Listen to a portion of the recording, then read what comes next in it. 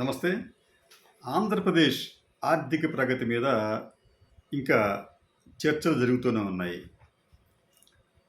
ప్రస్తుత ముఖ్యమంత్రి నారా చంద్రబాబు నాయుడు గారు జగన్ పాలనను ఎప్పటికప్పుడు తూర్పారబడుతూనే ఉన్నారు.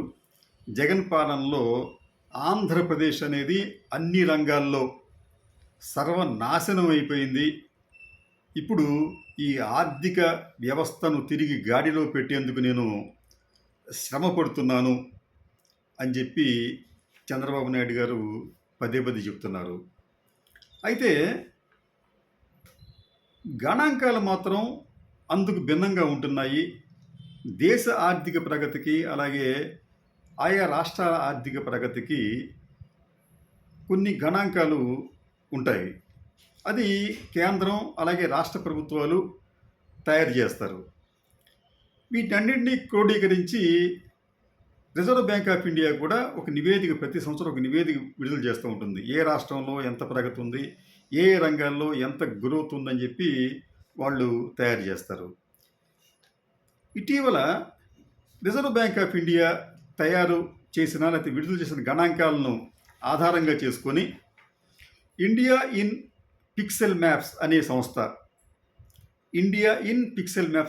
సంస్థ ఆయా రాష్ట్ర ప్రభుత్వాలు సాధించిన ప్రగతిపై ఒక నివేదిక తయారు చేసింది. ఆ నివేదిక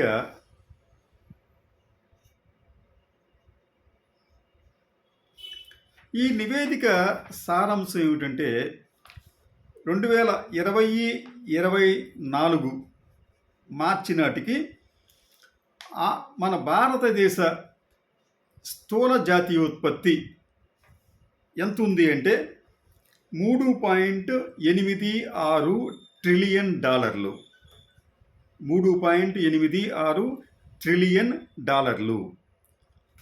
ఇది ఆర్బీఐ గణాంకాల ఆధారంగా మనం ఇందాక అనుకున్నట్టు ఇండియా ఇన్ పిక్సెల్ మ్యాప్స్ అనే సంస్థ ఇచ్చిన గణాంకం.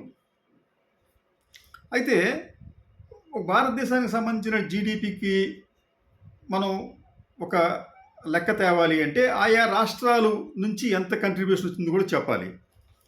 దాంట్లో భాగంగానే ఈ మ్యాప్లో లేకపోతే ఈ నివేదికలో ఆయా రాష్ట్రాలు ఆర్థికంగా ఏ స్థాయిలో ఉన్నాయి, ఆయా ఆర్థిక వ్యవస్థల విలువ ఎంత అనేది కూడా వాళ్ళు మదింపు చేశారు.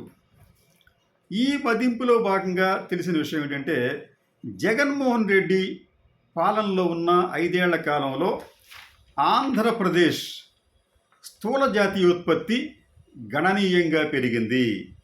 2018 అంటే అప్పటికి చంద్రబాబు నాయుడు గారు అధికారంలో ఉన్నారు.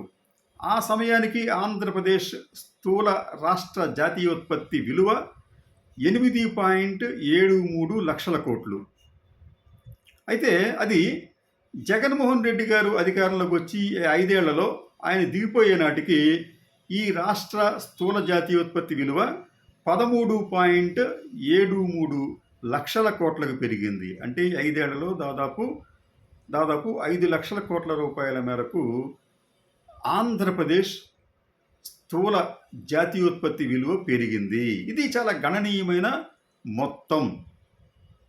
దీనిని మనం కంపేర్ చేస్తే చంద్రబాబు నాయుడు గారి హయాంలో అంటే 2018 అంటే ఆయన 2014 నాటికి ఆయన అధికారంలోకి వచ్చేటప్పటికి ఆంధ్రప్రదేశ్ అనేది ఈ జిఎస్డిపి ర్యాంకుల్లో 14వ స్థానంలో ఎంతో ఉండేది. దిగిపోయే నాటికి 12వ స్థానంకి వచ్చింది.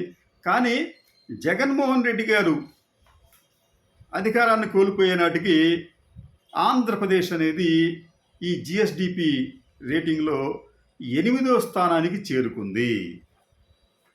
మనం సాధారణంగా చెప్తామంటే పొరుగునే ఉన్న తెలంగాణ అన్ని రంగాల్లో అభివృద్ధి సాధించింది, ఒక అంతర్జాతీయ నగరంగా అది హైదరాబాద్ అనేది ఎమర్జ్ అయ్యింది అని చెప్పి చంద్రబాబు నాయుడు గారు చాలా తరచుగా చెబుతూ ఉంటారు.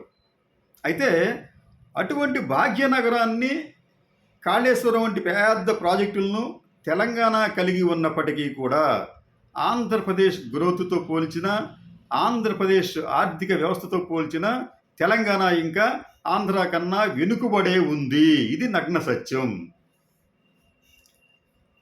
ఫర్ ఎగ్జాంపుల్ మీకు ఆంధ్రప్రదేశ్కి సంబంధించి ఒక కంపేర్ చేద్దాం మనం.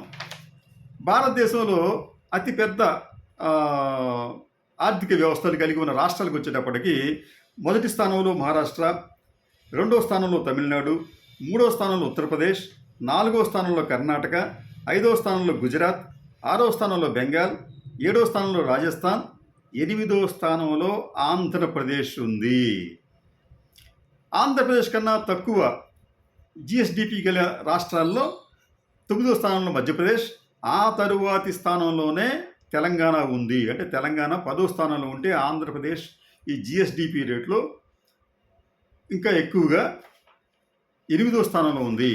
ఇంకా చెప్పాలంటే మీకు ఆంధ్రప్రదేశ్ రాష్ట్ర స్థూల జాతీయోత్పత్తి విలువ ఎంతంటే అంటే వీళ్ళు ఇచ్చిన లెక్క ప్రకారం అంటే బిలియన్ డాలర్లు, అమెరికన్ డాలర్ల లెక్క ప్రకారం చూస్తే అది ఆంధ్రప్రదేశ్కి వచ్చేటప్పటికి 183 బిలియన్ డాలర్లు అయితే తెలంగాణ మనకన్నా తక్కువగా 182 బిలియన్ డాలర్లు కలిగి ఉంది.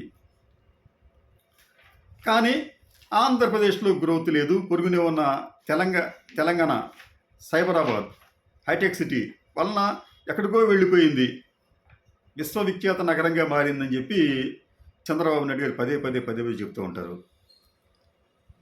ఇంకొక విషయం ఏంటంటే ఈ గ్రోత్ రేట్కి సంబంధించి కూడా ఆర్బీఐ నివేదిక ప్రకారమే మీకు 2023 నాటికి ఆంధ్రప్రదేశ్లో వివిధ రంగాల్లో ఉన్న గ్రోత్ రేట్ అనేది కూడా అన్ని డబుల్ డిజిట్లోనే ఉన్నాయి. అన్నీ కూడా శరవేగంతో ముందుకు వెళుతున్నాయి. నిర్మాణ రంగంకి వచ్చేటప్పటికి 26.75% గ్రోత్ రేట్ ఉంది. మైనింగ్కి వచ్చేటప్పటికి 38.41, ఇది స్టేట్లో దేశంలో హైయెస్ట్ అది. మత్స్య రంగానికి వచ్చేటప్పటికి 25.92% గ్రోత్ రేట్. పారిశ్రామిక రంగానికి వచ్చేటప్పటికి 25.58. మనోళ్ళు ఏం చెప్తారంటే ఆంధ్రప్రదేశ్లో ఉద్యోగాలు లేవు, పరిశ్రమలు లేవు అని రకరకాల ప్రచారాలు చేశారు, ఇప్పటికీ చేస్తున్నారు. సర్వీస్ సెక్టర్కి వచ్చేటప్పటికి 18.91% గ్రోత్ రేట్.